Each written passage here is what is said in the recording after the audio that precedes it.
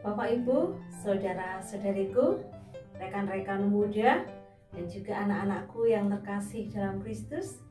Tidak terasa kita sudah memasuki bulan September, di mana kita juga memasuki bulan Kitab Suci Nasional. Bulan Kitab Suci Nasional tahun 2021 mengangkat tema Yesus Sahabat Seperjalanan Kita. Saudara-saudariku yang terkasih dalam Kristus, rekan-rekan muda dan juga anak-anakku yang terkasih dalam Kristus, pada pertemuan tema yang pertama ini, kita akan mendengarkan sabda Tuhan yang ditulis oleh Injil Matius bab 14 ayat 22 sampai 33. Mari kita bersama-sama membaca kitab suci. Kita buka kitab suci kita.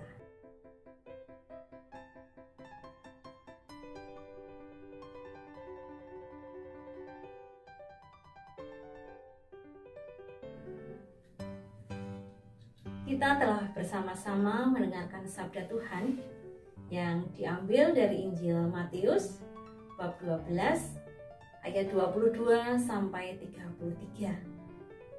Mungkin perikop ini sudah tidak asing lagi untuk kita. Sudah sering kita dengar. Bahkan mungkin kita sudah hafal dengan perikop ini. Bagaimana alur ceritanya? Diawali dari kisah Yesus yang naik ke sebuah bukit untuk berdoa.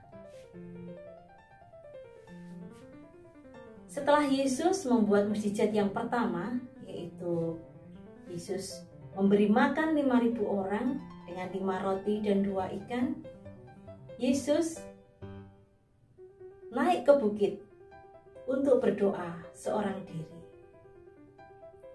Yesus berdoa kepada Bapanya.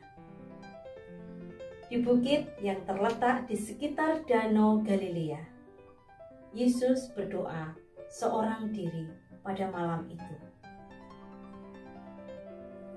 Lalu perhatian kita tujukan, kita arahkan kepada para murid Yesus yang pada saat itu mereka diceritakan sedang panik karena diombang-ambingkan oleh gelombang tinggi lantaran ada angin sakal waktu itu.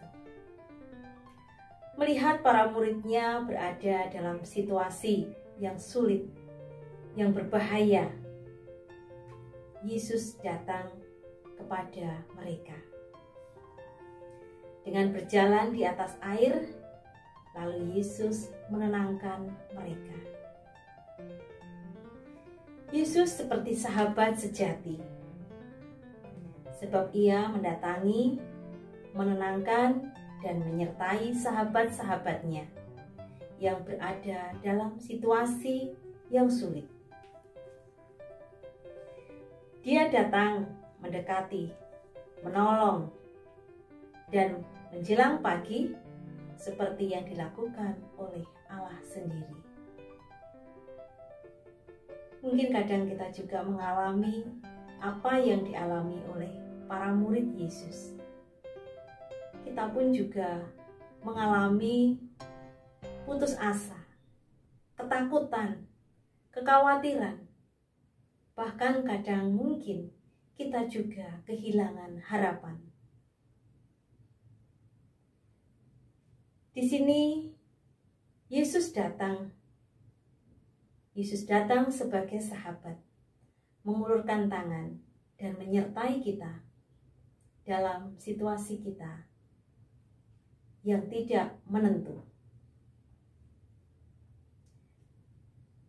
Namun pada waktu itu,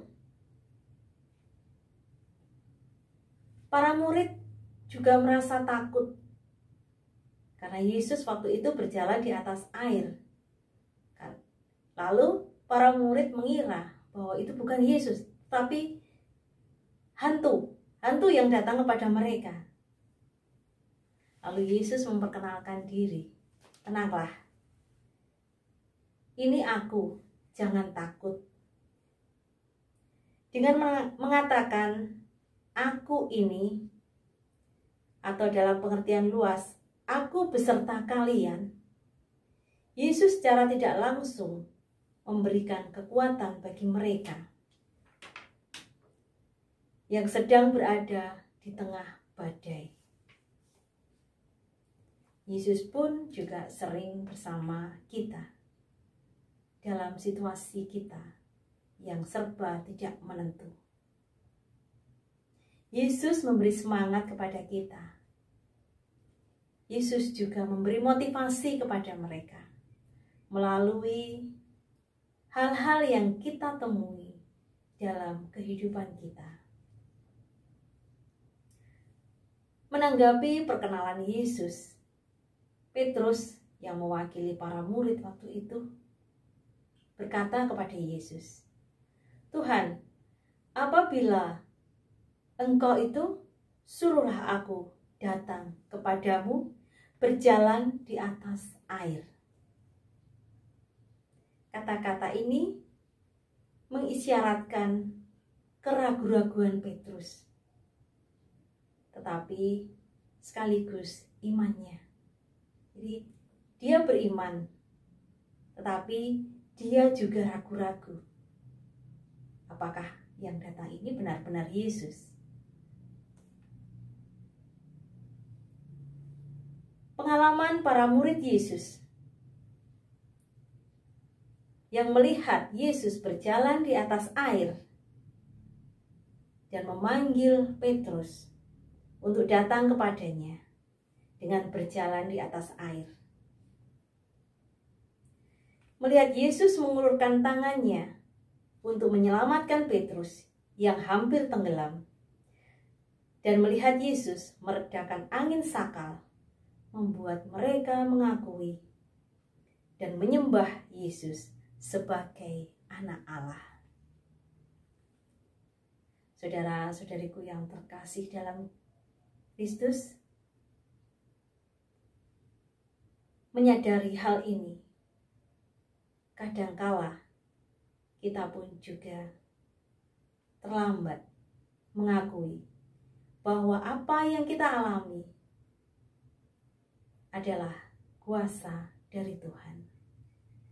Marilah kita renungkan perikop kitab suci ini dengan permenungan kita selama 1 minggu ini.